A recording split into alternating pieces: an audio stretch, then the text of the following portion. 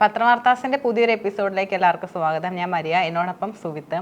ഇന്ന് ജൂൺ 11 അപ്പം ഇന്നത്തെ പത്രങ്ങളിലെല്ലാം പ്രമുഖമായിട്ടുള്ളൊരു വാർത്തയെന്ന് പറയുന്നത് തന്നെ വേൾഡ് കപ്പിനെ കുറിച്ചാണ്. അപ്പം ഇന്ന് വേൾഡ് കപ്പ് തുടങ്ങുകയാണ്. അപ്പം അതിൻ്റെ വാർത്തകളാണ് എല്ലാം. മനോരമയാണെങ്കിലും നല്ല രീതിയിൽ വെറൈറ്റി ആയിട്ടുള്ള രീതിയിലൊക്കെ പത്രത്തിൽ കൊടുത്തിട്ടുണ്ട്. അപ്പം ഒരു ന്യൂസ് പേപ്പർ ഇങ്ങനെ വാതിൽ തുറക്കണ പോലെയൊക്കെയാണ് അവർ ഡിസൈൻ ചെയ്തിരിക്കുന്നത്. ഫസ്റ്റ് തന്നെ ഒരു വാതിൽ മെസ്സിയും ഒരു വാതിൽ റൊണാൾഡോയും തുറക്കണ രീതിയിൽ. വെറൈറ്റി കൺസെപ്റ്റ് ആയിരുന്നു. അതെ, വെറും പരസ്യം മാത്രമേ ഉള്ളൂ മനോരമയിൽ, വേറെ ഒന്നുമില്ല സത്യം പറഞ്ഞ. ഇനി മറ്റൊരു പ്രധാനപ്പെട്ട വാർത്ത എന്ന് പറയുന്നത് ഇന്ധന സെസ് പിൻവലിച്ചേക്കും. നമുക്കറിയാം, പശ്ചിമേഷ്യൻ യുദ്ധം നിലനിൽക്കുന്ന സാഹചര്യത്തിൽ വലിയ രീതിയിൽ കേരളത്തിലും അത് എഫക്റ്റ് ചെയ്തിരുന്നു, പെട്രോൾ ഡീസൽ വിലയൊക്കെ ഉയരുന്നത്.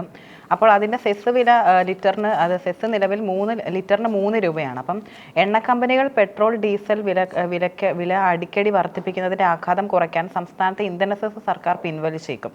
അപ്പോൾ UDF സർക്കാരിൻ്റെ ആദ്യ ബഡ്ജറ്റ് വിസ്മയമായി ഈ തീരുമാനം ഉണ്ടാകുമെന്നാണ് സൂചന. അപ്പം 1% നികുതി സെസ്സും 2 രൂപ സാമൂഹ്യ രക്ഷാ സെസ്സും അടക്കം 3 രൂപയാണ് ഓരോ ലിറ്റർ പെട്രോളിനും ഡീസലിനും സംസ്ഥാനത്ത് അധികമായി വാങ്ങിയിരുന്നത്. അപ്പോൾ 19 സംസ്ഥാനത്തെ ബഡ്ജറ്റ്. അപ്പം 1.5 മാസത്തിനിടെ 10 രൂപയുടെ വർധനവിനാണ് പെട്രോളും ഡീസലും ഉണ്ടായത്. അപ്പം 1.5 മാസത്തിനിടയിലാണ് പെട്രോളും ഡീസലിനും ഇത്തരത്തിൽ വർധനവ് ഉണ്ടായത്. അപ്പോൾ വിലക്കയറ്റത്തിന് ആഘാതം പഠിച്ച ശേഷം അനുഭവപൂർണ്ണമായൊരു തീരുമാനമെടുക്കുമെന്നാണ് ധനവകുപ്പിൻ്റെ ചുമതലയുള്ള മുഖ്യമന്ത്രി VD സതീശൻ ഉറപ്പ് നൽകിയിരിക്കുന്നത്. അപ്പോൾ നമുക്കറിയാം, ഈ പെട്രോളിനും ഡീസലിനും വില വർദ്ധിക്കുന്നത് വലിയ രീതിയിലുള്ളൊരു പ്രതിസന്ധിക്ക് കാരണമായിട്ടുണ്ടായിരുന്നു. കാരണം 1.5 മാസത്തിനിടെ വലിയ രീതിയിലുള്ളൊരു വർധനവാണ് ഉണ്ടായത്. അപ്പം അതിൻ്റെ സെസ് 3 രൂപ കുറയ്ക്കുമെന്ന തരത്തിലാണ് ഇപ്പോൾ വാർത്ത വന്നിരിക്കുന്നത്. അപ്പോൾ അതിർത്തിക്കപ്പുറം 12 രൂപ വരെ കുറവ്. അതായത് 3 രൂപ അധിക സെസ് വാങ്ങുന്നത് കാരണം പുറത്തുനിന്ന് വരുന്ന ചരക്ക് വാഹനങ്ങളും പുറത്തേക്ക് പോകുന്ന വാഹനങ്ങളും അതിർത്തിക്ക് അപ്പുറത്തു നിന്നും ഫുൾ ടാങ്ക് ഇന്ധനം നിറയ്ക്കുകയാണ്. അപ്പോൾ KSRTC പോലും അയൽ സംസ്ഥാനങ്ങളിൽ നിന്നാണ് ഇന്ധനം നിറയ്ക്കുന്നത്. അപ്പോൾ സംസ്ഥാനത്ത് ഡീസലിന് 104.31 രൂപയും പെട്രോളിന് 115.49 രൂപയുമാണ് തിരുവനന്തപുരത്തെ വില. അപ്പോൾ പെട്രോളിന് അതിർത്തി നഗരങ്ങളായ മൈസൂരിൽ 12.6 രൂപയും മംഗലാപുരത്ത് 5.24 രൂപയും കോയമ്പത്തൂരിൽ 7.26 രൂപയും നാഗർകോവിൽ 6.81 രൂപയും കുറവാണ്. അപ്പോൾ ഇത്തരത്തിലൊരു കുറച്ചെങ്കിലും ആശ്വാസം അവർക്ക് കിട്ടുമെന്ന് നമുക്ക് പറയാൻ കഴിയും ഇത്തരത്തിലുള്ള ഈ നടപടിയിലൂടെ. ഓക്കെ, അടുത്ത പ്രധാന വാർത്ത എല്ലാവരും ഇന്നലെ അറിഞ്ഞിട്ടുണ്ടാവും. ഭാരതി രാജ വിടവാങ്ങി. എല്ലാവർക്കും ഭാരതി രാജേൻ്റെ ഒരു ഡെപ്ത് എന്താണെന്ന് മിക്കവർക്കും അറിയില്ല എന്ന് എനിക്ക് തോന്നുന്നു. കാരണം രജനീകാന്തിനെ ഇൻട്രൊഡ്യൂസ് ചെയ്ത ഒരു ഡയറക്ടറാണ് ഭാരതി രാജ. 16 വയസ്സിൽ പറഞ്ഞ ഒരു സിനിമയാണ് അദ്ദേഹത്തിൻ്റെ ആദ്യത്തെ പടവും. അതിൽ തന്നെയാണ് രജനീകാന്തിൻ്റെ ആദ്യത്തെ പടം. ഈ സിനിമയ്ക്ക് ഒരു പ്രത്യേകതയുണ്ട്. ഇത് ബ്ലാക്ക് ആൻഡ് വൈറ്റ് ആണെങ്കിലും അന്നത്തെ കാലത്ത് സ്ത്രീപക്ഷത്തിൽ സിനിമകളെ ഇറങ്ങിയിട്ടുണ്ടായിരുന്നില്ല. ആദ്യമായിട്ടാണ് ഒരു സ്ത്രീപക്ഷ സിനിമ ഭാരതി രാജ ഒരു സംവിധാനം ചെയ്യുന്നത്. അതിൽ നായകനായിട്ട് കമലഹാസനും ശ്രീദേവിയായിരുന്നു. ബ്ലാക്ക് ആൻഡ് വൈറ്റ് ആയിരുന്നു. അതിൽ വില്ലനായിട്ടാണ് രജനീകാന്ത് അന്ന് ഇൻട്രൊഡ്യൂസ് ചെയ്തിരിക്കുന്നത്. ഒരു ശക്തമായ വില്ലൻ ഉണ്ടെങ്കിൽ ഒരു സിനിമ ഹിറ്റാവുള്ളൂ. അതൊരു സിനിമയുടെ ഫോർമാറ്റാണ്. ഈ ഫോർമാറ്റ് ആദ്യം കൊണ്ടുവന്ന ഭാരതി രാജയാണ് തമിഴ് സിനിമയിൽ. എല്ലാവരും പുരാണ കഥകൾ അന്ന് എടുക്കുമ്പോൾ സാധാരണ ജീവിത കഥ പറഞ്ഞ ഒരേ ഒരു വ്യക്തി ഭാരതി രാജയാണ്. ഈ ഭാരതി രാജൻ്റെ സിനിമകളിലും മലയാളത്തിൽ തന്നെ ഇഷ്ടം പോലെ ലോഹിതദാസിൻ്റെ അവസാനം 2010 ലോഹിതദാസിൻ്റെ ഒരു പടം ഇറങ്ങിയിട്ടുണ്ട്. എന്താണ് കോലക്കുഴൽ വിളി കേട്ടു എന്നുള്ള സോങ് ഒക്കെ ഉള്ളത്. അത് ഈ 16 വയസ്സിൽ എന്ന സിനിമയുടെ ഒരു അഡാപ്റ്റേഷൻ കൂടിയായിരുന്നു. വ്യത്യാസമുണ്ട്.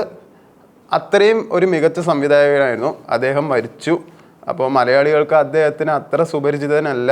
കാരണം നമ്മുടെയൊക്കെ ചെറുപ്പമാകുമ്പോൾ തന്നെ അദ്ദേഹം സിനിമയിൽ നിന്ന് കുറച്ച് വിടവാങ്ങിയിട്ടുണ്ട്. പക്ഷേ 2020 അദ്ദേഹം അവസാനം ചിത്രം പുറത്തിറക്കിയിരിക്കുന്നത്. അതും അത്ര ക്രിട്ടിക്കലി നന്നായിരുന്നേ ഉള്ളൂ. പക്ഷെ ഒരുപാട് ഹിറ്റായിൽ എന്തായാലും ഉണ്ടായിട്ടില്ല. ഇന്ന് തേനിയിലാണ് സംസ്കാരം. ഇനി മറ്റൊരു പ്രധാനപ്പെട്ട വാർത്ത എന്ന് പറയുന്നത്, നമുക്കറിയാം, KSRTCയിലെ സ്ത്രീകൾക്കുള്ള സൗജന്യയാത്ര വലിയ രീതിയിൽ ഇപ്പോൾ വിവാദമായിരിക്കുകയാണ്. അപ്പം തിരഞ്ഞെടുപ്പിൽ വിജയിക്കാൻ വേണ്ടിയിട്ട് UDF സർക്കാർ കൊടുത്ത വെറും വാഗ്ദാനം എന്ന നിലയിൽ മാത്രമാണ് അത് ചിത്രീകരിക്കപ്പെട്ടിരുന്നത്. കാരണം അത് മാസം തോറും എല്ലാ മാസവും 15-ാം തീയതി നടപ്പിലാക്കുമെന്ന് പറയുന്നതല്ലാതെ ഒരു പുരോഗതിയും, അത് ആദ്യം ഓർഡിനറി ബസ്സിലാണെന്ന് പറഞ്ഞു, പിന്നെ സ്വകാര്യ ബസ്സുകൾ വാടകയ്ക്ക് എടുക്കുമെന്ന് പറഞ്ഞു. അങ്ങനെ പല രീതിയിലുള്ള നടപടികളിലൂടെയാണ് അവർ കടന്നുപോയത്. അപ്പം തിങ്കൾ മുതൽ സ്ത്രീ സൗജന്യയാത്ര എന്നുള്ള രീതിയിലാണ് കേരള കൗമുദി കൂടി റിപ്പോർട്ട് ചെയ്തിരിക്കുന്നത്. അപ്പോൾ പേര് പ്രിയദർശിനി. അതായത് KSRTC ഓർഡിനറി ബസ്സുകളിൽ പ്രായമോ വരുമാനമോ കണക്കിലെടുക്കാതെ എല്ലാ സ്ത്രീകൾക്കും ട്രാൻസ്ജെൻഡറുകൾക്കും സൗജന്യയാത്ര നൽകുന്ന പദ്ധതിക്കും മന്ത്രിസഭാ യോഗം അംഗീകാരം നൽകി.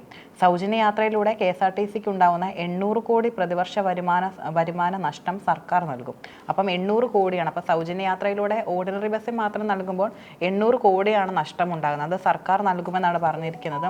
അതുപോലെ തന്നെ UDFന്റെ തിരഞ്ഞെടുപ്പ് വാഗ്ദാനമായിരുന്ന പദ്ധതി പ്രിയദർശിനി എന്ന പേരിലാണ് തിങ്കളാഴ്ച മുതൽ നടപ്പിലാക്കുക. കൂടുതൽ ബസ്സുകൾ വാങ്ങുകയും ഷെഡ്യൂളുകൾ കൂട്ടിയും പരസ്യ വരുമാനം വർദ്ധിപ്പിച്ചും 6 മാസത്തിലധികം പദ്ധതിയുടെ അടുത്ത ഘട്ടത്തിലേക്ക് കടക്കുമെന്ന് മുഖ്യമന്ത്രി VD സതീശനും പറഞ്ഞു. അപ്പം പരസ്യ വരുമാനത്തിലൂടെയും കൂടുതൽ ഷെഡ്യൂളൊക്കെ കൂട്ടി വരുമാനം എങ്ങനെയും സെറ്റാക്കുമെന്ന രീതിയിലാണ് VD സതീശൻ, അതായത് മുഖ്യമന്ത്രി പറയുന്നത്. അതുപോലെ തന്നെ fast passenger, town to town, city fast അടക്കം സർവീസുകളിലും തുടർന്ന് സൗജന്യയാത്ര നടപ്പിലാക്കുമെന്നാണ് കണക്കൂടൽ. ഇപ്പം നിലവിൽ ഓർഡിനറി ബസ്സിൽ മാത്രമാണ് സ്ത്രീകൾക്ക് സൗജന്യയാത്ര ഉള്ളത്. അപ്പോൾ അത് ഫാസ്റ്റിലേക്കൊക്കെ കടന്ന് എല്ലാ ബസ്സുകളിലും മുന്നോട്ട് പോകുമ്പോൾ എല്ലാ ബസ്സുകളിലും അത് യാത്ര നടപ്പിലാക്കുമെന്ന തരത്തിലാണ് വാർത്ത. അതുപോലെ തന്നെ സൗജന്യയാത്രയിലൂടെ പ്രതിമാസം 65 മുതൽ 70 കോടി ബാധ്യത സർക്കാരിനുണ്ടാകും. ശമ്പളം, പെൻഷൻ അടക്കം ചെലവുകൾക്ക് നിലവിൽ KSRTCക്ക് 1500 കോടി എല്ലാ വർഷവും നൽകുന്നുണ്ട്. അപ്പോൾ അതിന് പുറമെ സൗജന്യയാത്രയുടെ ചെലവും നൽകും. അപ്പോൾ KSRTCയുടെ വരുമാനം വർദ്ധിപ്പിക്കാനുള്ള വിവിധ മാർഗ്ഗങ്ങൾ 6 മാസത്തിനകം കണ്ടെത്തുന്നതായിരിക്കും. അപ്പം സ്ത്രീകൾക്ക് ഇനി സൗജന്യമായി KSRTCയിൽ, അതായത് ഓർഡിനറി ബസ്സിൽ യാത്ര ചെയ്യാം. അപ്പോൾ അതെന്താണെങ്കിലും സർക്കാർ ഇപ്പം എല്ലാവരും പ്രതിപക്ഷമടക്കം പ്രതിപക്ഷ പാർട്ടികൾ എല്ലാവരും പറഞ്ഞിരുന്ന ഒരു കാര്യം അത് ഒരിക്കലും പ്രായോഗികമല്ല. പ്രതിപക്ഷ പാർട്ടികൾ മാത്രമല്ല, കോൺഗ്രസ് പാർട്ടിക്കുള്ളിൽ തന്നെ അത്തരത്തിലൊരു വിമർശനം ഉണ്ടായിരുന്നു. എന്തിനാണ് അനാവശ്യമായിട്ട്, ഒന്നാമത് KSRTC വലിയ രീതിയിലുള്ള കടബാധ്യത നേരിട്ടുകൊണ്ടിരിക്കുകയാണ്. അപ്പോൾ എന്തിനാണ് അനാവശ്യമായിട്ട് ഇത്തരത്തിലും ഒരു വാഗ്ദാനം നൽകി ജനങ്ങളെ പറ്റിക്കുന്ന രീതിയിൽ വാർത്തകൾ വന്നിരുന്നു. അപ്പോൾ അതിനൊരു തിരിച്ചടിയായിട്ടാണ് ഇപ്പോൾ സൗജന്യയാത്ര ആദ്യം ഓർഡിനറി ബസ്സിൽ നടപ്പിലാക്കുകയാണ്. അപ്പോൾ പ്രായമോ വരുമാനമോ ഒന്നും നോക്കാതെയാണ് എല്ലാ സ്ത്രീകൾക്കും സൗജന്യയാത്ര ഇപ്പോൾ UDF സർക്കാർ കൊണ്ടുവന്നിരിക്കുന്നത്. അപ്പോൾ അത് മുന്നോട്ട് ഇനി ഫാസ്റ്റിലും എല്ലാ KSRTC ബസ്സിലും നടപ്പിലാക്കുമെന്നാണ് സർക്കാരിൻ്റെ വാഗ്ദാനം. UDF സർക്കാർ എടുത്ത ഏറ്റവും വലിയ മണ്ടത്തരായിട്ടാണ് ഈ KSRTCൻ്റെ എനിക്ക് തോന്നുന്നത്. അതെന്തിനാണാവോ സ്ത്രീകൾക്ക് മാത്രം ഇത്ര പ്രത്യേകത എന്ന് എനിക്കും അറിയില്ല. അങ്ങനെയാണെങ്കിൽ ഇവിടെ ഇക്വാലിറ്റിക്ക് വേണ്ടിയിട്ട് ആരും സമരം ചെയ്യേണ്ട ആവശ്യമില്ല. സത്യം പറഞ്ഞാൽ എൻ്റെ ഒരു ഇൻസിഡൻറ്റ് പറയാം. ഞാൻ ഒരു 2 വർഷം മുമ്പ് ചെന്നൈക്ക് പോയിട്ടുണ്ടായിരുന്നു. അപ്പോൾ എനിക്ക് അവിടെ ഒരു ഓർഡിനറി ബസ് കയറേണ്ടി വന്നു. അതായത് ഒരു പച്ച കളർ ബസ്സിൽ. അതിൽ ആദ്യം മുതൽ അവസാനം വരെ സ്ത്രീകൾ മാത്രമേ ഉള്ളൂ. അതിൽ ആ കൂടെ പുരുഷന്മാർ 3 പേരേ ഉള്ളൂ. അതിൽ ഒരു പുരുഷൻ ഇരിക്കുന്നുണ്ട്, ബാക്കി 2 പേരും ടിക്കറ്റ് കൊടുത്തിട്ട് അവർ നിൽക്കുകയാണ് ചെയ്തത്.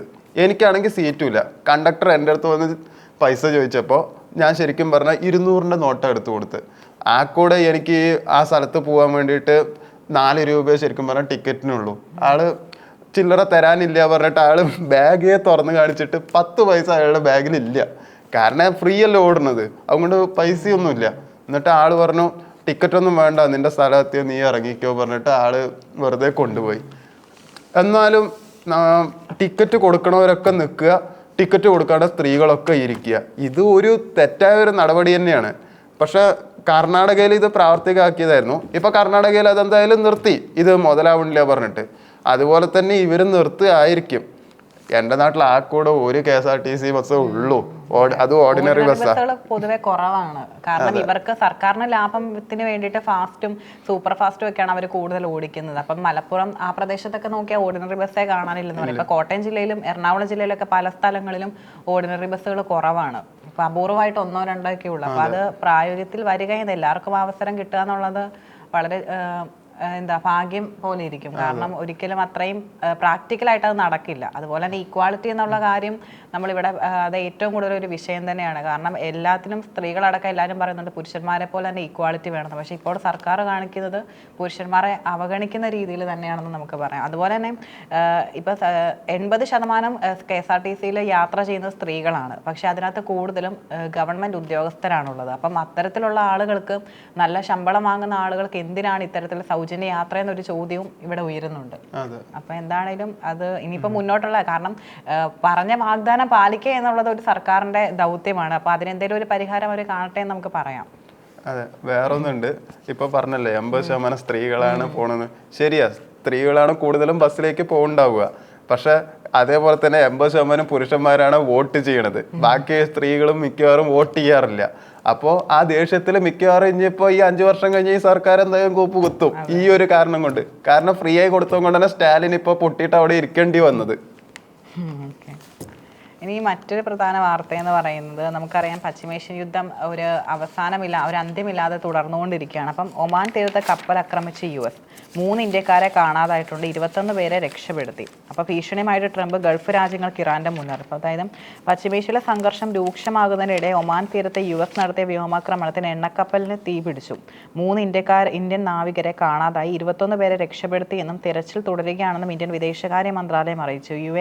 UAE ആസ്ഥാനമായുള്ള IOS മറൈൻ കമ്പനിയുടെ ഉടമസ്ഥതയിലുള്ള കപ്പലിലെ 28 ജീവനക്കാരിൽ 24 പേരും ഇന്ത്യക്കാരാണ്. അപ്പോൾ അത് വലിയ രീതിയിലുള്ളൊരു കാരണം ഇന്ത്യക്കാരെ ഒമാൻ തീരത്താണ് ഇപ്പോൾ ഇത്തരത്തിലും US കപ്പൽ, അതായത് ഇറാനും അമേരിക്കയും തമ്മിലുള്ള സംഘർഷത്തിലാണ് ഇത്തരത്തിൽ ആക്രമണം ഉണ്ടായത്. അതുപോലെ ചർച്ചയിൽ തീരുമാനമെടുക്കുന്നത് ഇനിയും ഇറാൻ നീട്ടിയാൽ വലിയ വില നൽകേണ്ടി വരും, കൂടുതൽ സൈനിക നടപടി ഉണ്ടാകുമെന്ന് ഡൊണാൾഡ് ട്രംപും പറഞ്ഞിട്ടുണ്ട്. അപ്പം യുഎസിൻ്റെയും ഇസ്രയേലിൻ്റെയും ആക്രമണം തടയാൻ ഗൾഫ് മേഖലയിലെ അയൽ രാജ്യങ്ങൾക്ക് നിയമപരമായും ധാർമ്മികമായും ഉത്തരവാദിത്തമുണ്ടെന്ന് ഇറാൻ വിദേശകാര്യ മന്ത്രാലയം പറഞ്ഞിട്ടുണ്ട്. അപ്പോൾ എന്താണെങ്കിലും അതൊരു അന്ത്യമില്ലാതെ തുടരുന്ന ഒരു സാഹചര്യമാണ്. ഇപ്പോൾ ഇന്ത്യക്കാർക്കും അത്തരത്തിലുള്ള പ്രശ്നങ്ങൾ നേരിടേണ്ടി വരുന്നുണ്ട്. അപ്പോൾ നമുക്കറിയാം ആ ഒരു യുദ്ധം കാരണമാണ് ഇപ്പോൾ കേരളത്തിൽ വലിയ രീതിയിലുള്ള പ്രതിസന്ധികൾ നേരിട്ടുകൊണ്ടിരിക്കുന്നത്, എല്ലാത്തിനും വില കയറുന്നതും. അപ്പോൾ ഇതിനൊരു തീരുമാനം ഉടൻ എടുക്കണമെന്നാണ് ഡൊണാൾഡ് ട്രംപ് പറയുന്നത്. ഡൊണാൾഡ് ട്രംപിൻ്റെ ലക്ഷ്യം എന്ന് പറയുന്നത് ഇറാൻ്റെ ആണവ നിലയങ്ങൾ, അതായത് അവരൊരു ആണവശക്തിയായി മാറാൻ അനുവദിക്കാത്ത തരത്തിലുള്ളതാണ്. അവരുടെ രാജ്യത്തിൻ്റെ പരമാധികാരത്തെ സംരക്ഷിക്കുന്ന വിധത്തിലുള്ള ഒരു നടപടിയും ഡൊണാൾഡ് ട്രംപ് മുന്നോട്ട് വെക്കുന്നില്ല. പക്ഷേ അത് ഇറാൻ അംഗീകരിക്കാൻ തയ്യാറുമല്ല. അപ്പോൾ ഈ അനിശ്ചിതത്വം വീണ്ടും തുടർന്നുകൊണ്ടിരിക്കുകയാണ്. അപ്പോൾ അതെന്താണെങ്കിലും പെട്ടെന്നൊരു നടപടി എടുക്കട്ടെ എന്ന് നമുക്ക് പറയാം. പിന്നെ അടുത്തൊരു ന്യൂസ് എന്താ വെച്ചാൽ കാറ് പ്രേമികൾക്കാണ്. ടാറ്റ ടിയാഗോന് വില കമ്മിയാക്കി. ടിയാഗോ ശരിക്കും പറഞ്ഞാൽ നിങ്ങൾ ഫുൾ കോപ്പി വാങ്ങുമ്പോൾ എങ്ങനെയായാലും ഒരു 10 ലക്ഷം 11 ലക്ഷം ആവുമായിരുന്നു. അപ്പോൾ അത് സ്വാഭാവികമായിട്ടും ലക്ഷറി വിഭാഗത്തിലേക്ക് മാറുകയും ചെയ്യും, നിങ്ങൾക്ക് ടാക്സ് കൂടുതൽ കൊടുക്കേണ്ടി വന്നിട്ടുണ്ട്. ഇപ്പോൾ അങ്ങനെയല്ല, ടാറ്റ ടിയാഗോ വില കമ്മിയാക്കിയിട്ട് ഇലക്ട്രിക്കിനാണ് കേട്ടോ വില കമ്മിയാക്കിയിരിക്കുന്നത്.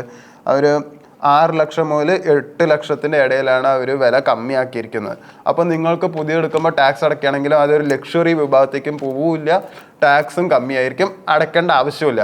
അതുകൊണ്ട് ടിയാഗോ ഇഷ്ടമുള്ളവർക്ക് നോക്കാം. ടാറ്റയുടെ ആയതും കൊണ്ട് തന്നെ റീസെയിൽ വാല്യൂ എന്തായാലും നിങ്ങൾക്ക് കിട്ടുകയും ചെയ്യും. ഇനി മറ്റൊരു പ്രധാനപ്പെട്ട വാർത്ത എന്ന് പറയുന്നത് നമ്മൾ പറഞ്ഞിട്ടുണ്ടായിരുന്നു ഇന്നലെ മോദി സർക്കാർ 12 വർഷം തികച്ച് ഏറിയിട്ട് 12 വർഷമായിരുന്നു. അതായത് പ്രധാനമന്ത്രി പദവിയിൽ റെക്കോർഡ് മോദി അഭിനന്ദിച്ച കേന്ദ്ര മന്ത്രിസഭ. അപ്പം നമ്മുടെ ജവഹർലാൽ നെഹ്റുവിൻ്റെ റെക്കോർഡാണ് അദ്ദേഹം തകർത്തത്. ഇപ്പം മോദി ഇത്രയും നീണ്ട കാലം പ്രധാനമന്ത്രിയായി അധികാരമേറ്റൊരു ഭരണാധികാരി മോദിയാണ്. അപ്പം ജവഹർലാൽ നെഹ്റുവിൻ്റെ പിന്തള്ളി പ്രധാനമന്ത്രി പദത്തിൽ റെക്കോർഡ് കുറിച്ച് നരേന്ദ്രമോദിക്ക് കേന്ദ്ര മന്ത്രിസഭയുടെ അഭിനന്ദനം. പദവിയിൽ തുടർച്ചയായി 4399 ദിവസമാണ് മോദി പൂർത്തിയാക്കിയത്. 4398 നെഹ്റുവിൻ്റെ റെക്കോർഡ്. ഓക്കെ, അപ്പം 4399 മോദിയുടെ 4398 ഒരു ദിവസത്തെ കടന്നപ്പോൾ തന്നെ നെഹ്റുവിൻ്റെ റെക്കോർഡ് മോദി തകർത്തു. അതായത് മോദി അഭിനന്ദിച്ച പ്രമേയം പാസ്സാക്കി. മന്ത്രിമാർ എഴുന്നേറ്റ് നിന്ന് കൈയടിച്ചു. പ്രധാനമന്ത്രി നന്ദിയും പറഞ്ഞു. രാഷ്ട്രമാദ്യം എന്ന ആദർശവുമായി നയിക്കുന്ന നേതാവിന് ജനങ്ങൾ നൽകിയ അത്ഭുതപൂർവമായ പിന്തുണയാണ് ഈ നേട്ടത്തിൽ പ്രതിഫലിക്കുന്നതെന്ന് പ്രമേയത്തിൽ പറയുന്നു. അദ്ദേഹത്തിന്റെ നേതൃത്വത്തിൽ ഇന്ത്യ 2047 വികസിത രാഷ്ട്രമായി മാറുമെന്ന് പ്രത്യാശയും പ്രകടിപ്പിച്ചു. അപ്പം രാജ്യത്തെ ജനങ്ങളെ സുരക്ഷിതരാക്കുകയും നഷ്ടപ്പെട്ട ആത്മാഭിമാനവും അന്തസ്സും വീണ്ടെടുക്കുകയും ചെയ്തതാണ് പ്രധാനമന്ത്രിയുടെ ഏറ്റവും വലിയ നേട്ടമെന്ന് ആഭ്യന്തരമന്ത്രി അമിത് ഷാ അനുമോദന സന്ദേശത്തിൽ പറഞ്ഞു. ഉപരാഷ്ട്രപതി CP രാധാകൃഷ്ണനും കേന്ദ്രമന്ത്രിമാരും ആശംസകൾ നേർന്നു. അപ്പം ഒരു രാഷ്ട്രത്തലവനെ സംബന്ധിച്ച് നോക്കുമ്പോൾ ഏറ്റവും വലിയൊരു നേട്ടമാണ് മോദി സർക്കാർ കൈവരിച്ചിരിക്കുന്നത്. 4399 ദിവസം ഭരണത്തിൽ പൂർത്തിയാക്കുക എന്നത് ഏതൊരു രാഷ്ട്ര നേതാവിനെ സംബന്ധിച്ചും വലിയൊരു കാര്യം തന്നെയാണ്. അപ്പം പാർട്ടിയേക്കാൾ വലുത് രാജ്യമെന്ന് പ്രധാനമന്ത്രി പറയുന്നുണ്ട്. അപ്പോൾ പാർട്ടിയേക്കാൾ വലുത് രാജ്യമെന്ന മനോഭാവം ഉള്ളതിനാൽ തീരുമാനങ്ങൾ എടുക്കാൻ ബുദ്ധിമുട്ടില്ലെന്ന് പ്രധാനമന്ത്രി നരേന്ദ്രമോദി മറുപടി പ്രസംഗത്തിൽ പറഞ്ഞു. അസാധ്യമെന്ന് കരുതിയ തീരുമാനങ്ങൾ കൃത്യമായി എടുക്കാൻ കഴിഞ്ഞത് ജമ്മു കാശ്മീരിലെ 370 വകുപ്പ് റദ്ദാക്കിയതടക്കം ചൂണ്ടിക്കാട്ടി വിശദീകരിച്ചു. ദേശീയ താൽപര്യം മുൻനിർത്തിയുള്ള തീരുമാനങ്ങൾ ഇനിയും വരുമെന്നും അദ്ദേഹം പറയുകയുണ്ട്. അപ്പോൾ രാജ്യത്തിൻ്റെ വികസനത്തിന് വേണ്ടി കൂടുതൽ പ്രവർത്തിക്കുന്ന ഒരു വ്യക്തിയാണ് മോദി എന്ന് നമുക്ക് മനസ്സിലാക്കാൻ കഴിയും. പിന്നെ അടുത്ത ന്യൂസ് സ്വർണത്തിൻ്റെയാണ്. ഇന്നലത്തെ ന്യൂസാണ്. ഇന്നലെ സ്വർണത്തിന് വൈകുന്നേരം ആകുമ്പോൾ 1,08,000 രൂപയുണ്ട്. അതായത് 4,000 രൂപയുടെ ഒറ്റയടിക്ക് സ്വർണം ഇന്നലെ വൈകുന്നേരം തന്നെ കമ്മിയായത്. അത് ഈ സമീപകാലത്ത് ഇറങ്ങിയതിൽ ഏറ്റവും വില കമ്മിയാണ്. എനിക്ക് തോന്നുന്നു ഒരു ജൂലൈ ആകുമ്പോഴേക്കും അതെന്തായാലും ഒരു 98,000-96,000 രൂപയിലേക്ക് സ്വർണം വരും. അതിൻ്റെ താഴേക്ക് എന്തായാലും പോവില്ല. പിന്നെ ഒരു സെപ്റ്റംബർ ആകുമ്പോൾ നല്ലൊരു കയറ്റം എന്തായാലും കയറും. അതുകൊണ്ട് ഈ സമയം കൊണ്ട് നിങ്ങൾക്ക് വാങ്ങി വെക്കാം. വാങ്ങുകയാണെങ്കിൽ ETF വാങ്ങുക. ETF അല്ലാണ്ട് ഇപ്പോൾ പുതിയൊരു സ്വർണത്തിൻ്റെ വന്നിട്ടുണ്ട്, അപ്പോൾ അതും വാങ്ങാൻ ശ്രമിക്കുക. ഇത് നിങ്ങൾക്കൊരു നല്ല ചാൻസ് ആണ്. വാങ്ങേണ്ടവരൊക്കെ വേഗം വാങ്ങുക. ഓക്കെ, ഇനി മറ്റൊരു വാർത്ത എന്ന് പറയുന്നത് CPM-നെ തോൽപ്പിക്കാൻ എളുപ്പം മുഖ്യമന്ത്രി സതീശൻ. പ്രശ്നം ബോധ്യപ്പെടുത്താനാണ് പ്രയാസം. ഇപ്പം നമുക്കറിയാം, ഈ തെരഞ്ഞെടുപ്പ് ഫലം വന്നതിന് ശേഷം ഏറ്റവും കൂടുതൽ സോഷ്യൽ മീഡിയയിലൊക്കെ ട്രോളുകൾ വന്ന ഒരു കാര്യം എന്ന് പറയുന്നത് തോറ്റെന്ന് CPM-നെ മനസ്സിലാക്കാനാണ് ഏറ്റവും ബുദ്ധിമുട്ടെന്ന് ഉള്ള തരത്തിലായിരുന്നു. അപ്പോൾ CPM-നെ തോൽപ്പിക്കാൻ എളുപ്പമാണെന്നും തോറ്റെന്ന് ബോധ്യപ്പെടുത്താനാണ് പ്രയാസമെന്നും മുഖ്യമന്ത്രി VD സതീശൻ വാർത്താ സമ്മേളനത്തിൽ പറഞ്ഞു. 30 മണ്ഡലങ്ങളിൽ UDF BJP ഡീലുണ്ടെന്ന CPM സംസ്ഥാന സെക്രട്ടറി MV ഗോവിന്ദന്റെ ആരോപണത്തിന് മറുപടി പറയുകയായിരുന്നു മുഖ്യമന്ത്രി. അന്നത്തെ മുഖ്യമന്ത്രിയെയും പാർട്ടി സെക്രട്ടറിയും രൂക്ഷമായി വിമർശിക്കുകയാണ് ജില്ലാ നേതൃയോഗങ്ങളിൽ ഉണ്ടായത്. അത് മറയ്ക്കാനാണ് UDF-നെതിരെ ആരോപണങ്ങൾ ഉന്നയിക്കുന്നത്. അപ്പം BJP വിജയിച്ച ചാത്തന്നൂരിൽ 11,000 വോട്ടും കഴക്കൂട്ടത്ത് 17,000 വോട്ടും LDF-ന് കുറഞ്ഞു. അതാണ് ഡീൽ. CPM-ന്റെ മുതിർന്ന നേതാക്കൾ മത്സരിച്ച സീറ്റുകൾ വെള്ളത്തിലാക്കിയാണ് BJP-ക്ക് നൽകിയത്. അപ്പം ഈ CPM ആരോപിക്കുന്നത് കോൺഗ്രസ് BJP ഡീലാണെന്നാണ്. അപ്പം അതുപോലെ തന്നെ കോൺഗ്രസ് ആരോപിക്കുന്നത് CPM BJP ഡീലാണെന്നാണ്. അപ്പം CPM-നെ തോൽപ്പിക്കാൻ വളരെ എളുപ്പമാണെന്നും എന്നാൽ അവരെ തോറ്റെന്ന് പറഞ്ഞ് മനസ്സിലാക്കാൻ ബുദ്ധിമുട്ടാണെന്നുമാണ് VD സതീശൻ പറഞ്ഞത്. അത് ജനങ്ങൾക്കിടയിലും അത്തരത്തിലൊരു അഭിപ്രായമുണ്ട്. കാരണം തോറ്റതിന് ശേഷം, ഇത്രയും വലിയൊരു പരാജയം നേരിട്ടതിന് ശേഷം അവരുടെ ഒരു നിലപാടിലൊന്നും യാതൊരുവിധ മാറ്റവും ഉണ്ടായില്ല. ഇപ്പം കഴിഞ്ഞ ദിവസം ഇന്നലെ നമ്മൾ പറയുകയുണ്ടായി, MV ഗോവിന്ദന് കുറച്ചെങ്കിലും ഒരു കുറ്റസമ്മത മനോഭാവം ഉണ്ടായിരുന്നു. അദ്ദേഹം തെറ്റുകൾ പറഞ്ഞു. ഇനിയിപ്പം ജനങ്ങൾക്ക് മുന്നോട്ടുള്ള CPM എന്ന പാർട്ടി നിലനിൽക്കണമെങ്കിൽ ജനങ്ങൾക്ക് ഇനി അവരുടെ അഭിപ്രായങ്ങൾ, മുന്നോട്ടുള്ള അവരുടെ പദ്ധതികൾ എന്താണെന്നുള്ളതിനെ കുറിച്ച് ഒരു അഭിപ്രായമൊക്കെ പറയാന്നുള്ള തരത്തിൽ വാർത്ത വന്നിരുന്നു. നടക്കില്ല. അപ്പോൾ അവരിനി, കാരണം മുന്നോട്ട് അത്തരത്തിലുള്ള ജനങ്ങളുടെ ഒരു അഭിപ്രായങ്ങളും പാലിച്ച് മുന്നോട്ട് പോയാൽ മാത്രമേ CPM എന്നൊരു പാർട്ടിക്ക് തിരിച്ചുവരവ് ഉണ്ടാവുള്ളൂ. കാരണം ഈ തിരഞ്ഞെടുപ്പിൽ വലിയ രീതിയിലുള്ള ഒരു തിരിച്ചടിയാണ് അവർക്ക് കിട്ടിയത്. ജയിച്ചവരൊക്കെ അത്യാവശ്യം 2,000, 3,000, 5,000 വോട്ടിനൊക്കെയാണ് രക്ഷപ്പെട്ടു പോയിരിക്കുന്നത്. അതെ. പിന്നെ സോഷ്യൽ മീഡിയ ഉള്ളത് കൊണ്ട് അത്യാവശ്യം CPM-ന് നല്ല ഹേറ്റേഴ്സും ഇപ്പൊ ഉണ്ട്. ഇപ്പോഴും നല്ല ഹേറ്റേഴ്സ് ഉണ്ട്. ഇപ്പോൾ ഭരണം മാറിയിട്ടടക്കം CPM-നെ കണ്ണിൽ കണ്ടുകൂടാം മിക്കവർക്കും. ഇനി മറ്റൊരു പ്രധാനപ്പെട്ട വാർത്ത എന്ന് പറയുന്നത് പുതിയ തൊഴിലുറപ്പ് പദ്ധതി കേരളത്തിന് 3,136.44 കോടി. അപ്പോൾ 2,090.96 കോടി രൂപ കേരളം കണ്ടെത്തണം. അതായത് മഹാത്മാഗാന്ധി ദേശീയ ഗ്രാമീണ തൊഴിലുറപ്പ് പദ്ധതിക്ക് പകരം മോദി സർക്കാർ കൊണ്ടുവന്ന VBG റാംജി പദ്ധതി ജൂലൈ 1 പ്രാബല്യത്തിൽ വരും. അത് 1.25 ലക്ഷം കോടി രൂപയാണ് കേന്ദ്രം വകയിരുത്തിയിരിക്കുന്നത്. കേരളത്തിന് 3,136.44 കോടിയാണ് വിഹിതം. ബാക്കി 40% 2,090.96 കോടി സംസ്ഥാനം കണ്ടെത്തണം. സംസ്ഥാനങ്ങൾക്കുള്ള വിഹിതം അനുവദിച്ചു. അപ്പോൾ 2.80 ലക്ഷം ഗ്രാമപഞ്ചായത്തുകളിൽ പദ്ധതി നിലവിൽ വരും. 60% കേന്ദ്രവും 40% സംസ്ഥാനവുമാണ് വഹിക്കേണ്ടത്. കേന്ദ്ര കൃഷി ഗ്രാമവികസന മന്ത്രി ശിവരാജ് സിംഗ് ചൗഹാന്റെ അധ്യക്ഷതയിൽ കഴിഞ്ഞ ദിവസം ചേർന്ന ഉന്നതതല യോഗത്തിൽ പദ്ധതി നടത്തിപ്പ് ചർച്ച ചെയ്തു. സംസ്ഥാനങ്ങളിലെയും കേന്ദ്രഭരണ പ്രദേശങ്ങളിലെയും മന്ത്രിമാർ വീഡിയോ കോൺഫറൻസ് മുഖേന പങ്കെടുത്തു. അപ്പോൾ അതെന്താണെങ്കിലും ഒരു മികച്ചൊരു പദ്ധതിയായിട്ട് തന്നെ നമുക്ക് പറയാം. ജൂലൈ 1 പ്രാബല്യത്തിൽ വരുന്നത്. സംസ്ഥാനങ്ങൾക്കുള്ള വിഹിതം അത് 60% കേന്ദ്രവും 40% സംസ്ഥാനവുമാണ് അതിന് നൽകേണ്ടത്. അപ്പം മഹാത്മാഗാന്ധി ദേശീയ ഗ്രാമീണ തൊഴിലുറപ്പ് പദ്ധതിക്ക് പകരം മോദി സർക്കാരിൻ്റെ ഒരു പദ്ധതിയാണിത്. അപ്പോൾ അത് എത്രത്തോളം പ്രാബല്യത്തിൽ വരുമെന്ന് നമുക്കിനി കണ്ടറിയാം. അടുത്തൊരു ന്യൂസ് എന്താ വെച്ചാൽ CM വിജയ് എന്തായാലും നാളെ മൂകാംബിയയ്ക്ക് വരുന്നുണ്ട്. അപ്പോൾ മൂകാംബിയയ്ക്ക് പോകാൻ തീരുമാനിക്കുന്ന ആൾക്കാർ എന്തായാലും അതൊന്ന് മാറ്റി വെക്കുന്നത് ആയിരിക്കും നല്ലത്. കാരണം കനത്ത സുരക്ഷയാണ്. നിങ്ങൾക്ക് വേണിച്ച നേരെ മാർഗം തൊഴുകാനും പറ്റിയെന്ന് വരില്ല. അതുകൊണ്ട് നാളത്തെ ആ തീരുമാനം എന്തായാലും മാറ്റുന്നതായിരിക്കും മിക്കവർക്കും നല്ലത്. ഇനി മറ്റൊരു പ്രധാനപ്പെട്ട വാർത്ത, ഇപ്പം നമുക്കറിയാം മഴക്കാലം ആരംഭിച്ചിരിക്കുകയാണ്. അപ്പം ജലജന്യ രോഗങ്ങൾ പടരുന്നു പകച്ച ജില്ല. അതായത് സംസ്ഥാനത്ത് വിവിധയിടങ്ങളിൽ ഷിഗല്ലയും കോട്ടയം ജില്ലയിൽ ജലജന്യ രോഗങ്ങളും റിപ്പോർട്ട് ചെയ്ത സാഹചര്യത്തിൽ ജനങ്ങൾ ജാഗ്രത പുലർത്തണമെന്ന് ആരോഗ്യവകുപ്പ് പറഞ്ഞു. അതായത് മഞ്ഞപ്പിത്തം, വയറിളക്കം ഉൾപ്പെടെയുള്ള രോഗങ്ങൾ പടരുന്ന സാഹചര്യത്തിൽ പൊതുജനങ്ങൾ കൂടുതൽ ശ്രദ്ധ പുലർത്തണമെന്നാണ് നിർദ്ദേശം. മാർച്ചിൽ ജില്ലയിൽ ഒരാൾക്ക് ഷിഗല്ല സ്ഥിരീകരിച്ചിരുന്നു. പതിവ് പ്രതിരോധ പ്രവർത്തനങ്ങൾക്കൊപ്പം ഹോട്ടലുകളിലും ഭക്ഷണശാലകളിലും പരിശോധനകൾ കർശനമാക്കി. അപ്പോൾ അത്തരത്തിൽ വലിയ രീതിയിലുള്ള ഒരു പ്രതിസന്ധിയാണ് ഇപ്പോൾ. കാരണം നമുക്കറിയാം മഴക്കാലമാകുമ്പോൾ കൂടുതലും പകർച്ചവ്യാധികൾ വ്യാപിക്കുന്ന ഒരു സമയമാണ്. അപ്പോൾ അത്തരത്തിൽ അതുപോലെ ജാഗ്രത ഉണ്ടെങ്കിൽ മാത്രമേ നമുക്ക് ഇത്തരത്തിലുള്ള രോഗങ്ങളിൽ നിന്നൊക്കെ രക്ഷപ്പെടാൻ കഴിയുകയുള്ളൂ. അതുപോലെ തന്നെ തിളപ്പിച്ചാറ്റിയ വെള്ളം കുടിക്കുക. ഇപ്പം നമുക്ക് കഴിഞ്ഞ ഇടയ്ക്ക് വെയിലായതുകൊണ്ട് നമുക്ക് കൂടുതലും തണുത്തതിനോടായിരുന്നു കൂടുതൽ താല്പര്യം. പക്ഷെ മഴക്കാലം വന്നതിന് ശേഷം നമ്മൾ കൂടുതലും ജാഗ്രതയുടെ ഭാഗമായിട്ട് തിളപ്പിച്ചാറ്റിയ വെള്ളം തന്നെ കുടിക്കണം. അതുപോലെ ആഹാരം പാകം ചെയ്യുന്നതിനും ഭക്ഷണം കഴിക്കുന്നതിന് മുൻപും മലവിസർജനത്തിനു ശേഷവും കൈകൾ സോപ്പും വെള്ളവും ഉപയോഗിച്ച് നന്നായി കഴുകുക. അതുപോലെ ആഹാരം മൂടി വെക്കുക. പഴകിയതും തുറന്നു വെച്ചതുമായ ഭക്ഷണം ഒഴിവാക്കുക. പഴങ്ങളും പച്ചക്കറികളും ശുദ്ധജലത്തിൽ കഴുകി ഉപയോഗിക്കുക. അതുപോലെ തിളപ്പിച്ചാറ്റിയ വെള്ളത്തിൻ്റെ കൂടെ തിളപ്പിക്കാതെ വെള്ളം ചേർത്ത് ഉപയോഗിക്കുന്നതും ശരിയായ രീതിയിൽ തിളപ്പിക്കാതെ കുടിക്കുന്നതും കൂടുതൽ അപകടകരമാകും. മറ്റൊരു കാര്യം എന്ന് പറയുന്നത് രോഗലക്ഷണങ്ങളുള്ളവർ ഭക്ഷണം തയ്യാറാക്കുന്നത് ഒഴിവാക്കണം. ഇവരുമായി മറ്റുള്ളവർ സമ്പർക്കം കുറയ്ക്കുക. രോഗിക്ക് പ്രത്യേക ശൗചാലയം നൽകുക. കാരണം നമുക്കറിയാം ഇത് പകർച്ചവ്യാധി ആയതുകൊണ്ട് തന്നെ സമ്പർക്കത്തിലൂടെ വളരെ പെട്ടെന്ന് തന്നെ ഒരാളിൽ നിന്ന് മറ്റൊരാളിലേക്ക് വ്യാപിക്കും. അതുപോലെ അതന്നെ മഴയായതും കൊണ്ട് ഈച്ചകളൊക്കെ വല്ല ഡ്രൈനേജിൽ നിന്ന് വന്നിട്ടായിരിക്കും ഭക്ഷണത്തിൽ ഇരിക്കുന്നുണ്ടാവുക. അതുകൊണ്ട് പരമാവധി മൂടി വയ്ക്കുക. അതുപോലെ രോഗി ഉപയോഗിച്ച സാധന സാമഗ്രികളുമായി സമ്പർക്കം പുലർത്താതിരിക്കുക. ഡയപ്പറുകൾ സുരക്ഷിതമായി കളയുക. പരിസര ശുചിത്വവും പാലിക്കുക.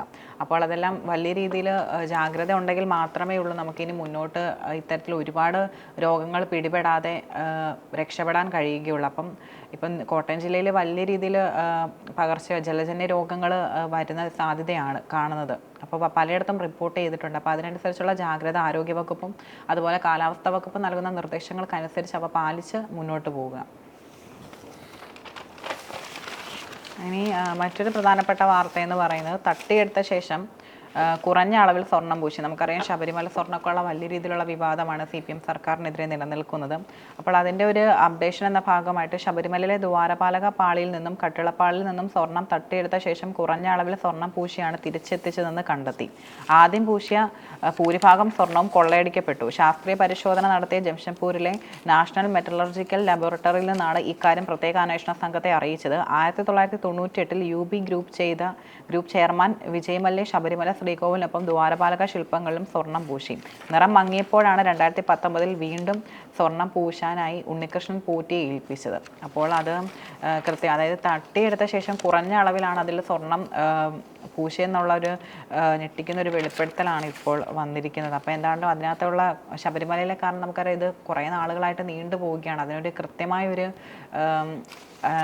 അതിൻ്റെ കാരണം എന്താണെന്നോ ആരാണ് ശരിക്കും അതിനകത്തെ പിന്നിൽ നിന്ന് പ്രവർത്തിച്ചതെന്നോ ഇതുവരെ നമുക്ക് കണ്ടെത്താൻ കഴിയില്ല. അപ്പോൾ എന്താണെങ്കിലും സർക്കാരിന് കണ്ടെത്താൻ കഴിയട്ടെ എന്ന് നമുക്ക് പ്രതീക്ഷിക്കാം. ഒളിഞ്ഞും തെളിഞ്ഞ എല്ലാവർക്കും എല്ലാം അറിയാം. പക്ഷേ ഇനിയിപ്പോ അധികാരത്തിലിരിക്കണവും കൊണ്ട് ആർക്കും ഒന്നും ചെയ്യാൻ പറ്റില്ല. ഓക്കെ, ഇനി മറ്റൊരു പ്രധാനപ്പെട്ട ഒരു വാർത്ത എന്ന് പറഞ്ഞാൽ നമ്മളറിയാം ഇപ്പോൾ ഇറച്ചി മാംസങ്ങളൊക്കെ നല്ല രീതിയിൽ വില കൂടിയെന്ന് അതായത് അവിടെ നിന്നുള്ള ഇറക്കുമതി വരവ് വളരെ കുറവായിരുന്നു. അപ്പോൾ അതിൻ്റെ ഭാഗമായിട്ട് വലിയ രീതിയിൽ വിലക്കയറ്റം വർദ്ധിച്ചിരുന്നു. അപ്പം ട്രോളിംഗ് തുടങ്ങി മീൻ വിലയും ഉയർന്നു. 52 ദിവസത്തെ ട്രോളിംഗ് നിരോധനം പ്രാബല്യത്തിൽ വന്നതോടെ കടൽ മീനിന് ക്ഷാമമായി, വിലയും ഉയർന്നു. അന്യസംസ്ഥാനങ്ങളിൽ നിന്ന് അറവുമാടുകളെ കൊണ്ടുവരുന്നതിനെതിരെ നാളെ മുതൽ ഒരാഴ്ച ജില്ലയിൽ ഇറച്ചി വിൽപ്പന ശാലകൾ അടച്ചിടുകയാണ്. പുഴകളിൽ അനധികൃത മീൻപിടുത്തവും നിരോധിച്ചു. മഴ ശക്തമായതോടെ കായൽ മീൻ ലഭ്യതയും കുറഞ്ഞു. കടലിൽ മീൻ പിടിക്കുന്നതിന് ചെറുവെള്ളങ്ങൾ മാത്രമേ ഉപയോഗിക്കാനാവൂ. മത്തി, അയില, കിളി, കൊഴുവ തുടങ്ങിയ ചെറിയ ഇനം മത്സ്യങ്ങളെ ലഭിക്കും. നിലവിൽ ഇവയ്ക്ക് 150 മുതൽ 300 രൂപ വരെ വിലയുമുണ്ട്. അപ്പോൾ വലിയ രീതിയിലുള്ളൊരു പ്രതിസന്ധിയാണ്. അതുപോലെ നാളെ മുതൽ ഇറച്ചിക്കടകളൊന്നുമില്ല. മാംസ സംസ്കരണ ഫാക്ടറികൾ അയൽ സംസ്ഥാനങ്ങളിൽ ആരംഭിച്ചതോടെ കേരളത്തിലേക്കുള്ള കാലിവരവ് കുറഞ്ഞു. ആരോഗ്യവകുപ്പിന്റെ കർശന നിബന്ധനകളും സാമൂഹ്യവിരുദ്ധ ആക്രമണങ്ങളും വർദ്ധിച്ചതോടെയാണ് മാട്ടിറച്ചി വില കിലോയ്ക്ക് 500 രൂപയിൽ എത്തിയിരിക്കുന്നത്. അപ്പോൾ അതും വലിയൊരു പ്രതിസന്ധിയാണ്. കാരണം മലയാളികളെ സംബന്ധിച്ച് ഇത് രണ്ടും ഒഴിവാക്കാൻ കഴിയാത്തൊരു സാധനങ്ങളാണ്. അതിൻ്റെ വില വലിയ രീതിയിൽ വർദ്ധിച്ചിരിക്കുകയാണ്. നാളെ മുതൽ ഇറച്ചിക്കടകളും ഇല്ലെന്നുള്ളൊരു വാർത്തയാണ് ഇപ്പോൾ വന്നിരിക്കുന്നത്. കോഴി ഉണ്ടാവില്ലേ? കോഴി കാണാൻ ചാൻസ് കുറവായിരിക്കും. കോഴിയുടെ വില അത്രയ്ക്ക് അങ്ങ് പറഞ്ഞിട്ടില്ല. കൂടുതലും ഇത് മറ്റേ കാളയും അതുപോലെ തന്നെ ബീഫൊക്കെയാണ് അതിൻ്റെ വിലയാണ് കൂടുതലും വർദ്ധിച്ചത്. ഒന്നാമത് മത്തിക്ക് 300 രൂപ, അതെ, ഇനിയിപ്പോ ഇപ്പൊ അത് മീനും 300 കൂടെ 400 ഒക്കെ ആവും. ഈ ഇറച്ചി വില കൂടുമ്പോഴത്തേനും ആളുകൾ കൂടുതലും സ്വാഭാവികമായിട്ടും മീനെ ആശ്രയിക്കും. അപ്പം മീനും വില കൂടി എന്നുള്ള ഒരു തരത്തിലാണ് വാർത്ത. ഇനിയിപ്പോ പുഴയിലും കുളത്തിലൊക്കെ പോയിട്ട് പിടിക്കുക, പിന്നെ എന്നിട്ട് എല്ലാവരും മുങ്ങി പോവും ചെയ്യും ചാവും ചെയ്യും. ഇനി അതാണ് കൂടുതൽ ന്യൂസ് ഉണ്ടാവുക. സാധാരണ അങ്ങനെയാ കാണാറ്. അപ്പം നമുക്കറിയാം എല്ലാവരും ഫുട്ബോൾ ആരാധകരൊക്കെ ഏറ്റവും കൂടുതൽ കാത്തിരിക്കുന്നത് വേൾഡ് കപ്പിനാണ്. അപ്പം ഇന്ന് വേൾഡ് കപ്പ് തുടങ്ങുകയാണ്. അപ്പം മെക്സിക്കോ സിറ്റി, അതായത് ഭൂഗോളം കാൽപന്തായി ട്രയോഡ എന്ന പന്തിലുടക്കി ചിരിയും ചിന്തയും. പ്രിയ ടീമിനായി പ്രാർത്ഥന. ലൈവ് സ്ക്രീനിൽ മുന്നിൽ ഇനി കളിയാവേശം, വിജയലഹരി, ഉറക്കമില്ലാത്ത രാവുകൾ. Messi, Ronaldo, Neymar, Mbappe, Yamal, Vinicius, Harry Kane, Bellingham തുടങ്ങിയ സൂപ്പർ താരങ്ങളെ നെഞ്ചിലേറ്റുള്ള കാത്തിരിപ്പിന് വിരാമം. ഫിഫ ലോകകപ്പ് ഫുട്ബോളിൽ 23-ാം പതിപ്പിന് ഇന്ത്യൻ സമയം ഇന്ന് രാത്രി 12:30 ആദ്യ വിസിൽ മുഴങ്ങും. മെക്സിക്കോയും ദക്ഷിണാഫ്രിക്കയും തമ്മിൽ മെക്സിക്കോ സിറ്റി സ്റ്റേഡിയത്തിലാണ് ഉദ്ഘാടന മത്സരം. അപ്പം മെക്സിക്കോയും ദക്ഷിണാഫ്രിക്കയും തമ്മിലാണ് ആദ്യത്തെ മത്സരം നടക്കുന്നത്. യൂറോപ്യൻ മെയ്ക്കരുത്തും ലാറ്റിൻ അമേരിക്കൻ പന്തടക്കവും ആഫ്രിക്കൻ വന്യതയും ഏഷ്യൻ തന്ത്രവും അമേരിക്കൻ മണ്ണിൽ മാറ്റുരയ്ക്കപ്പെടുന്ന കാലം. US-ലും കാനഡയിലും മെക്സിക്കോയിലുമായിട്ടാണ് 48 ടീമുകളുടെ പോര് നടക്കുക. അപ്പം 48 ടീമുകളാണ്. ഇപ്പോൾ ഈ പ്രാവശ്യത്തെ വേൾഡ് കപ്പിന് ഒരു പ്രത്യേകത എന്ന് പറയുന്നത് കൂടുതൽ ടീമുകൾ വരുന്നുണ്ട്. അപ്പോൾ 48 ടീമുകളാണുള്ളത്. കഴിഞ്ഞ ലോകകപ്പിലെ ആദ്യ റൗണ്ടിൽ 32 ടീമുകളായിരുന്നു ഉണ്ടായിരുന്നത്. ഇത്തവണ പ്രാഥമിക റൗണ്ടിൽ 4 ടീമുകൾ വീതം അടങ്ങുന്ന 12 ഗ്രൂപ്പുകൾ, 104 മത്സരങ്ങൾ. ഫൈനൽ ജൂലൈ 19-നാണ്. അത് ഇന്ത്യൻ സമയം രാത്രി 12:30 അമേരിക്കയിലെ ന്യൂജേഴ്സി സ്റ്റേഡിയത്തിലായിരിക്കും. അപ്പോൾ ആദ്യ മത്സരം മെക്സിക്കോയും ദക്ഷിണാഫ്രിക്കയും തമ്മിലാണ്. അപ്പോൾ ലാസ്റ്റ് ഡാൻസ് എന്നുള്ള തരത്തിലും ഒരു വെറൈറ്റി ആയിട്ടൊരു വാർത്ത വന്നിട്ടുണ്ട്. അതായത് ഇതിഹാസ താരങ്ങളായ മെസ്സി, റൊണാൾഡോ, നെയ്മർ, ലുക്ക മോഡ്രിച്ച് എന്നിവരുടെ കരിയറിലെ അവസാന ലോകകപ്പായിരിക്കും ഇത്. കഴിഞ്ഞ 5 ലോകകപ്പിലും കളിച്ച 3 പേരേ ഉള്ളൂ. അത് റൊണാൾഡോ, മെസ്സി, പിന്നെ മെക്സിക്കൻ താരം ആന്ദ്രേ ഗുവാർഡോയും. അപ്പോൾ കഴിഞ്ഞ 5 ലോകകപ്പുകളിലും ഗോളടിച്ച ഏക താരം റൊണാൾഡോയാണ്. ആ ഒരു റെക്കോർഡും കൂടെ നമുക്കുണ്ട്. അപ്പം അപ്പോൾ എന്തായാലും ലാസ്റ്റ് ഒരു ചാൻസാണ് റൊണാൾഡോ, മെസ്സി, നെയ്മർ അവരെ സംബന്ധിച്ച് നോക്കുമ്പോൾ. പിന്നെ ഒരു കാര്യം എന്ന് പറഞ്ഞത്, അതായത് റൊണാൾഡോയുടെ ഏറ്റവും കൂടുതൽ ലോകകപ്പുകളിൽ പങ്കെടുത്ത താരമെന്ന റെക്കോർഡ് പങ്കിടുന്നു. 6ാം ലോകകപ്പിനാണ് റൊണാൾഡോ എത്തുന്നത്. അപ്പോൾ റൊണാൾഡോനെ സംബന്ധിച്ച് 6ാമത്തെ ലോകകപ്പാണിത്. അതുപോലെ തന്നെ ലോകകപ്പിൽ ഗോൾ നേടിയ പ്രായം കൂടി കളിക്കാരുടെ പട്ടികയിൽ 2ാമതെത്താൻ 41-കാരനായ ക്രിസ്ത്യാനോയ്ക്ക് 1 ഗോൾ കൂടെ മതി. അതുപോലെ മുന്നിലുള്ളത് കാമറൂണിൻ്റെ റോജർ മില്ല. പോർച്ചുഗലിൻ്റെ പെപ്പെയാണ് പിന്നിൽ. പങ്കെടുത്ത 5 ലോകകപ്പിലും ഗോൾ നേടിയ താരം ഇത്തവണ ഗോൾ നേടിയ സ്വന്തം റെക്കോർഡ് പുതുക്കും. അപ്പോൾ റൊണാൾഡോനെ സംബന്ധിച്ച് നോക്കുമ്പോൾ ഒരു എല്ലാ റെക്കോർഡുകളും അദ്ദേഹത്തിനുണ്ട്. പക്ഷേ ഒരു വേൾഡ് കപ്പ് മാത്രം അദ്ദേഹത്തിന് കിട്ടിയില്ലെന്നൊരു പോരായ്മ നിലനിൽക്കുന്നുണ്ട്. അപ്പം മെസ്സിക്കും അത് നിലനിന്നിരുന്നു. അത് കഴിഞ്ഞ വേൾഡ് കപ്പോടെ അദ്ദേഹം തിരുത്തി. അപ്പം ഇതിപ്പോൾ എല്ലാവരും ഉറ്റുനോക്കുന്നത് റൊണാൾഡോയിലേക്കാണ്. റൊണാൾഡോയ്ക്ക് ലാസ്റ്റ് ചാൻസിൽ ഒരു കപ്പിൽ മുത്തമിടാൻ കഴിയണമെന്നാണ് പോർച്ചുഗൽ ഫാൻസിൻ്റെയും റൊണാൾഡോ ഫാൻസിൻ്റെ എല്ലാവരുടെയും ഒരാഗ്രഹം എന്ന് പറയുന്നത്. അപ്പോൾ എന്താണെങ്കിലും അതിന് സാധിക്കട്ടെ എന്ന് നമുക്ക് പറയാം. എന്തായാലും അവർ ഇത്രയും കാലം കപ്പ് എടുത്തിട്ടില്ല. പിന്നെ റൊണാൾഡോന്റെ വെട്ടിക്കാൻ വേണ്ടിയിട്ട് എംബാപ്പെ വരണു എന്നുള്ള ഒരു പറച്ചിലൊക്കെ കുറെ കാലമായിട്ടുണ്ട്. മിക്കവാറും അതൊക്കെ വെട്ടിക്കും തന്നെയാണ് തോന്നുന്നത്. എന്താണേലും നോക്കാം നമുക്ക്. പിന്നെ ആ കൂടെ ഗുണം എന്താ വെച്ചാൽ ഇപ്രാവശ്യം നിങ്ങൾക്ക് TV-യിൽ വേൾഡ് കപ്പ് കാണാൻ പറ്റും. കേരളത്തിൽ നിങ്ങൾക്ക് സുഖമായിട്ട് വേൾഡ് കപ്പ് എന്തായാലും കാണാം. മലയാളത്തിലായിരിക്കാം, എന്തായാലും അടിപൊളിയായി TV-യിൽ കാണാം. കാരണം കഴിഞ്ഞ വേൾഡ് കപ്പ് അങ്ങനെ ആർക്കും കാണാനുള്ള ഇത് പറ്റിയിട്ടുണ്ടായിരുന്നില്ല. അപ്പം നമ്മളെന്തായാലും അത്യാവശ്യം എല്ലാ വാർത്തകളും, പ്രമുഖമായിട്ടുള്ള എല്ലാ പ്രധാനപ്പെട്ട വാർത്തകളും കവർ ചെയ്തിട്ടുണ്ട്. അപ്പം നാളെ പുതിയ വാർത്തകളും വിശേഷങ്ങളുമായിട്ട് എത്തുന്നതായിരിക്കും.